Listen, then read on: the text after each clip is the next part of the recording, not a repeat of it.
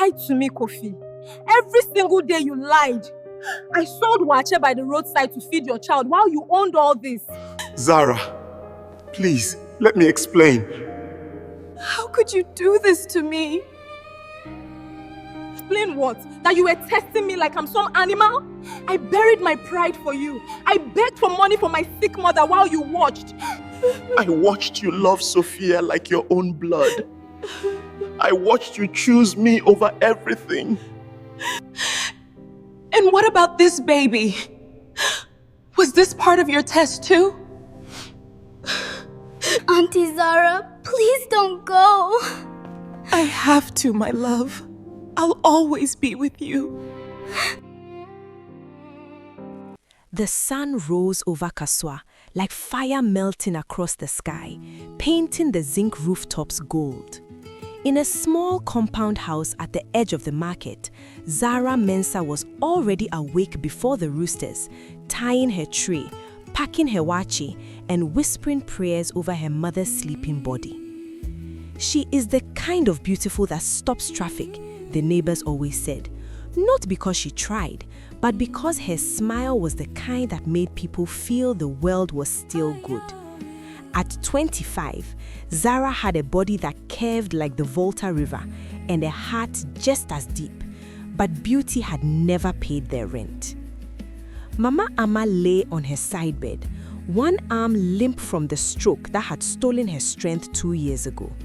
She watched Zara move through her single room, packing food, pressing Abena's school uniform, counting coins. Zara, Mama Ama called, softly, her words slightly slurred but warm. Come! Zara knelt beside her. Mama touched her face. You smile too much for someone carrying this much, Mama said. God sees it, my daughter. He sees all of it. Zara kissed her mother's hand and smiled wider, even though her eyes were wet. At the roadside junction near Kaswa Market, Zara set up her waakye stand with the precision of someone who had done it 10,000 times. Her younger siblings, Kweku and Abena, waved goodbye on their way to school. School fees she was still 3 weeks behind on. Please, God, she thought, stirring her pot, just let today be good. And then Chioma and Temi appeared, two familiar silhouettes in expensive wigs and Instagram-worthy outfits, sipping from branded cups. Zara, babe, Chioma called, tottering in her heels. You're still here on this roadside? What else should I be doing? Zara replied, still smiling. Temi kissed her teeth. Getting a sponsor, obviously. With your body and face, you should be in someone's duplex by now, not selling waakye. Zara said nothing. She just ladled beans into a leaf with steady hands. It was a Tuesday when Kofi first appeared. He came on foot, unusual for someone his height and build, wearing plain trousers and a faded polo shirt, dusty boots like a man who worked with his hands. He stopped at Zara's stand and asked for a plate of waakye. Extra beans, please, he said simply. You look like someone who needs extra everything, Zara said without thinking, then covered her mouth. Sorry, I didn't mean... But Kofi laughed, a real laugh, deep and surprised, like someone who hadn't laughed like that in a long time. No, you're right, he said, sitting on her wooden bench. I do. That was how it started. He came back every day for 3 weeks, sometimes twice. He told her his name was Kofi, that he was a mechanic at a nearby garage, that he had a daughter named Sophia who he was raising alone. He never spoke much about money, only about Sophia, about life, about dreams. Zara found herself looking forward to his visits more than she admitted. He listened to her the way no man ever had, not just with his ears. He is poor like me, she thought, but he sees me, not my body, not what he can get. He actually sees me. Chioma and Temi spotted Kofi one afternoon and immediately sized him up. That's him, the mechanic, Temi whispered, unimpressed. Zara, please. He's kind, Zara said quietly. Kind doesn't pay school fees, Chioma snapped. Look at us. Our men fly us to Dubai. You want to die on this roadside?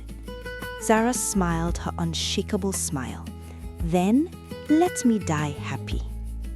After that day, Chioma and Temi came around less and less. On a quiet Sunday evening by the roadside, Kofi sat beside Zara after her stand was packed up. The sky was orange and the market was winding down. He was quiet for a long time. Then he turned to her. Zara, I don't have much. You know that. But I know what I feel. He reached into his pocket and brought out a simple silver ring. Small, modest, clearly from a market stall. I'm not asking you to marry me today. I'm asking you to try, with me, to be mine. Zara stared at the ring. She thought of her mother, her siblings, the rent, the school fees. This changes nothing on paper, she thought. But somehow, my heart is full. Yes, she whispered, and she meant it more than anything she had ever said. Life with Kofi as her boyfriend was simple but sweet. He would bring Sophia to meet her, the girl with wide eyes who studied Zara like a question she needed to answer. On their third meeting, Sophia held Zara's hand while they walked through the market. You smell nice, Sophia said. It's just shea butter, Zara laughed. My mommy used shea butter, Sophia said quietly. Zara stopped walking. She knelt to Sophia's level, cupped the child's face gently. Your mommy must have been a wonderful woman, she said softly. Sophia nodded. Then she leaned forward and rested her head on Zara's chest. Something shifted in Zara's heart that she could not explain. Mama Ama's medication ran out on Thursday. The pharmacy wanted 250 cedis. Zara had 40. Kofi came by that evening and found her crying quietly by the roadside, counting coins on her tray cloth. She told him. He looked at her for a long moment, then said, I only have 80 cedis on me right now. I'm sorry. Zara wiped her tears fast. No, don't be sorry. It's okay. She sold her good earrings, a gift from her late father, to make up the difference. Kofi watched her walk to the pharmacy with his 80 added to her coins, his jaw tight with something she couldn't read. Unbeknownst to Zara, Kofi made a call that night. Within an hour, an anonymous mobile money transfer of 500 cedis landed in Mama Ama's doctor's account, covering 2 full months of medication. He never told her. 3 months into their relationship, Zara discovered she was pregnant. She sat on the edge of the compound bathroom in the early morning, holding the test strip with shaking hands. Oh God! Her first thought was not fear. Her first thought was, what will Kofi say? He can barely feed himself and Sophia. She told him that evening. He went still, very still. She watched his face, terrified. Then, slowly, a smile broke across his face, big, bright, like sunrise. We will be okay, he said, pulling her into his chest. I promise you, Zara, we will be okay. When Chioma heard about the pregnancy, she came storming back into Zara's life like a storm. You're pregnant? For a mechanic? Zara, are you mad? I love him, Zara said simply. Love? Love? Chioma laughed bitterly. Love will not pay for that baby's delivery. Love will not fix your mother's stroke. Wake up! Temi folded her arms. We told you to find a man with money. Now look at you. Belly out, still selling waakye, still broke. Zara's smile didn't waver. Then let me be broke with my dignity. Chioma's eyes narrowed. Something dark crossed her face. Something that wasn't just concern. It was jealousy dressed as advice. She left without another word. As the pregnancy grew, the financial pressure became unbearable. Kofi never seemed to have enough. He helped when he could, but there were weeks he came empty-handed. Zara found herself working longer hours, standing at her roadside stand with swollen feet and a growing belly, smiling through pain. One afternoon, she fainted behind her stall. Kweku caught her before she hit the ground. At the hospital, the doctor looked at Zara seriously. You need bed rest. Stress is dangerous at this stage. How do I rest, she thought. Who will feed Mama? Who will pay Abina's fees? She went back to her stand the next morning. Sophia began visiting Zara more frequently, sometimes coming alone on her bicycle. She would sit quietly beside Zara's stand, doing her homework while Zara served customers. Why don't you rest? Sophia asked one day, watching Zara with serious eyes. Because people need to eat, Zara said. Daddy says strong people rest too, Sophia replied without looking down from her book. Zara laughed, really laughed. Your daddy is very wise for a mechanic. Sophia looked up at her then. Something flickered in the child's eyes, something knowing, something almost sad. Yes, Sophia said carefully, he is. Kofi took Zara to visit his supposed rented room for the first time, a modest single room in a compound house in Kaswa. It was clean and simple, a small fan, a neat bed, Sophia's drawings on the wall. Zara looked around and felt her heart expand. He has even less than I thought, she realized, but he keeps himself with such dignity. She cooked for him that evening in the small compound kitchen, kontomire stew and banku, singing softly while she stirred. Kofi stood in the doorway watching her, his expression one she couldn't name. Later that night, alone in his car, 2 streets away, his actual car, a black Mercedes G-Wagon, Kofi rested his head on the steering wheel. She is the one, he said to himself. She is exactly who Sophia needs. It was Temi who planted the first seed of doubt. She appeared at Zara's stand one morning with her phone screen thrust forward. Do you know who this is? On the screen was a photo from a Ghanaian business magazine, KOFI Asante, Ghana's youngest billionaire, empire worth over $2 billion. Zara stared at the face, her Kofi's face, in a tailored suit, standing beside a fleet of luxury cars. The ground shifted beneath her feet. That can't be. It is, Temi said, eyes gleaming. Your broke mechanic boyfriend is one of the richest men in Ghana, so either he's hiding it from you or he's been lying to you this whole time. Zara sat alone at her stand long after it closed, staring at nothing. Her hands rested on her pregnant belly. Why? She kept thinking. Why would a billionaire pretend to be poor? Was this a game to him? Was I entertainment? A project? She thought of every moment, the simple ring, the 80 CDs, the modest room. Had it all been performance? Had she been a fool the entire time? But Sophia, she thought. Sophia's love was real.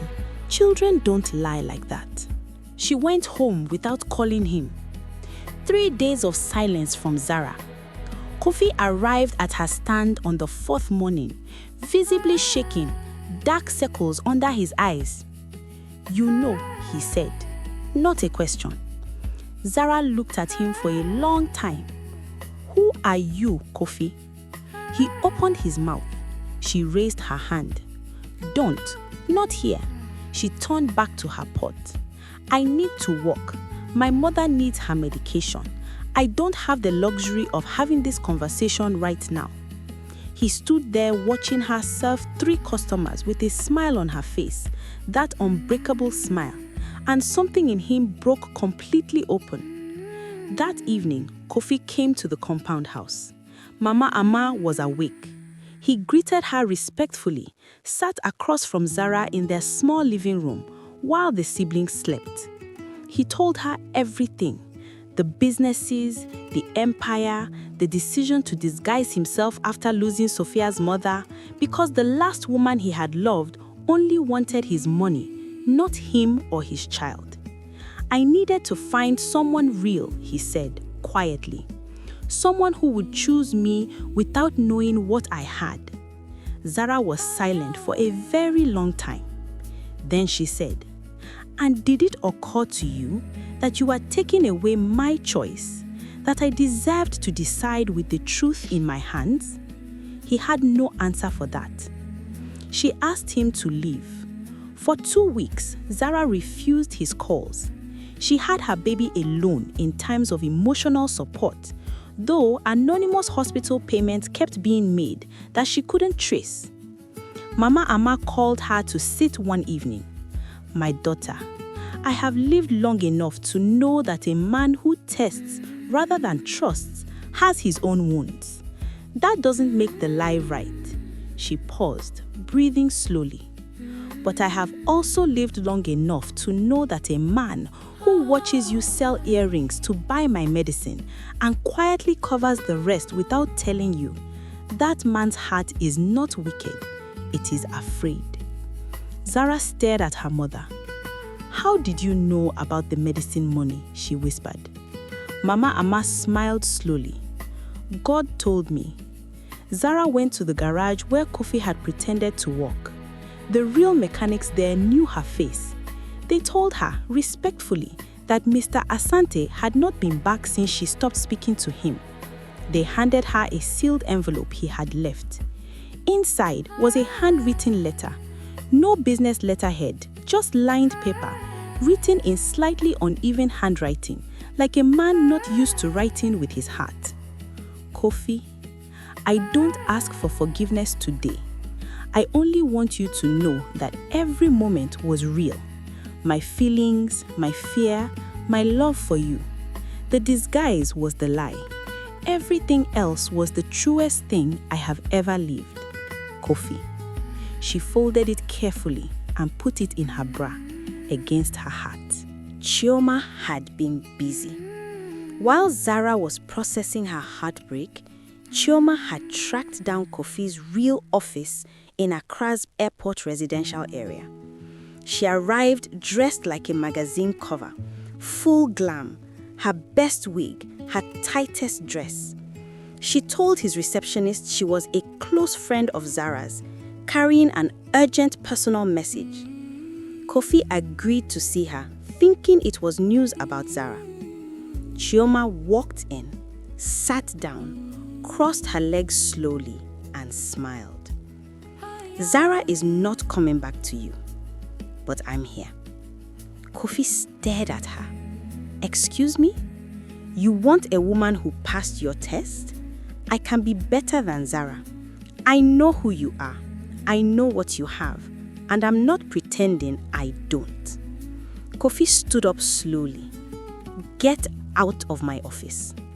Chioma, humiliated, went straight to Zara with a twisted version of events, claiming Kofi had called her, that he was already moving on, that Zara should forget him.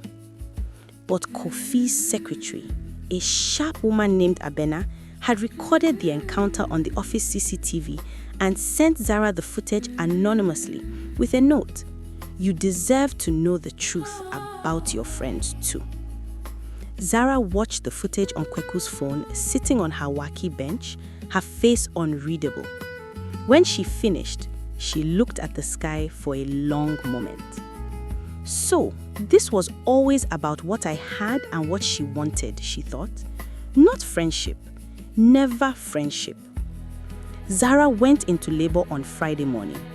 Kofi's driver, who had been quietly watching over her from a distance on Kofi's instruction, rushed her to the hospital. Kofi arrived 17 minutes later, still in his business suit, his tie loosened, running through the hospital corridor. He found her in the delivery room. She looked at him through her pain. "You've been watching over me this whole time," she said between contractions. "Always," he said, simply, reaching for her hand. She let him hold it.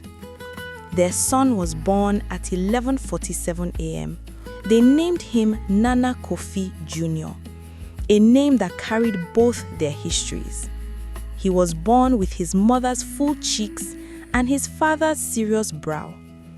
Sophia arrived at the hospital that afternoon and pressed her face against the nursery glass, staring at her baby brother for a long time. Then she looked up at Zara in the hospital bed and said, "Does this mean you're staying?" Zara's eyes filled with tears. "Ask your father." Sophia turned to Kofi. "Daddy, fix it." The truth about Kofi's identity broke publicly when a business journalist ran a story. Billionaire Kofi Asante's secret life, the Waakye seller who captured his heart. The story went viral across Ghana. Photos of Zara at her roadside stand, her quiet dignity, her pregnant belly, her unbreakable smile. The public fell in love with her. Chioma saw the headlines from her boyfriend's apartment and threw her phone across the room. Temi called Zara 5 times. Zara didn't pick up once. Kofi arrived at Zara's compound house one final time, not with lawyers, not with gifts. He came with his daughter and his mother, Maame Asante, a regal woman in kente cloth, who walked into the small compound and greeted Mama Ama woman to woman, elder to elder. Maame Asante took Zara's hand in both of hers. "My son told me everything about your courage, about your heart, about how you loved his child before you knew what he was worth."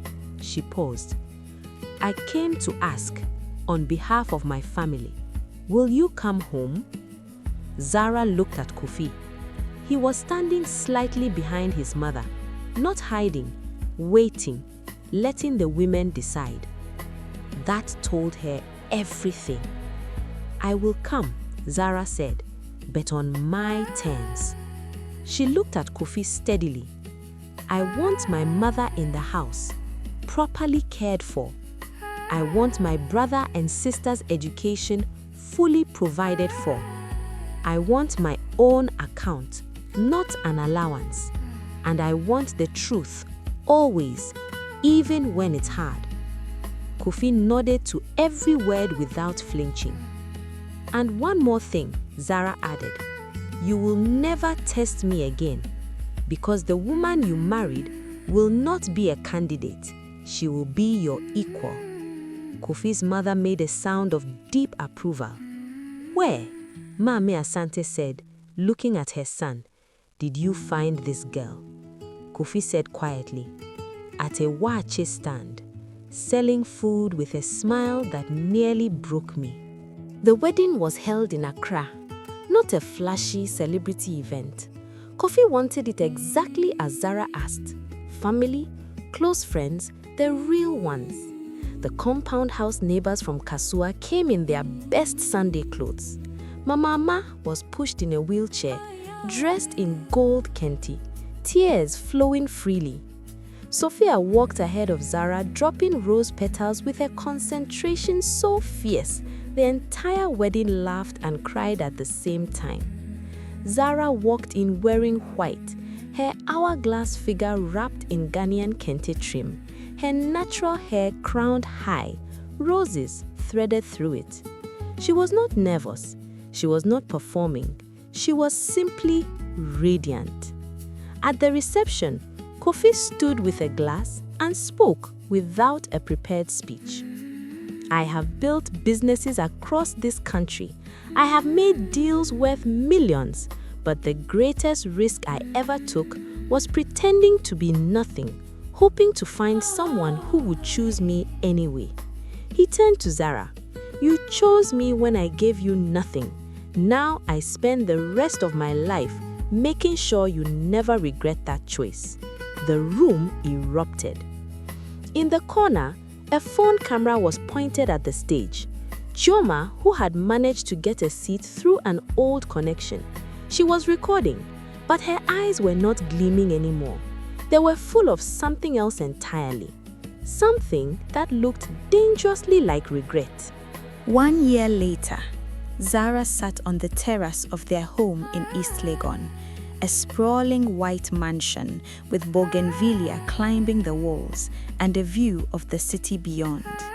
Nana Jr. was asleep in the crook of her arm. Sophia was beside her, reading a storybook aloud in her careful, proud voice.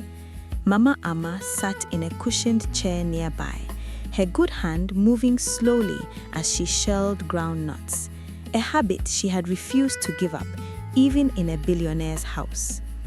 "Mama," Zara said softly, "are you happy?" Mama Ama looked at her daughter, at the grandchild, at Sophia reading, at the beautiful house, at the evening sky above Accra going gold and pink. "I prayed for God to reward your smile," Mama said. "I did not expect him to move this fast." They both laughed, soft, private, full. Kofi appeared in the doorway behind them, still in his work suit, carrying his briefcase. He stopped.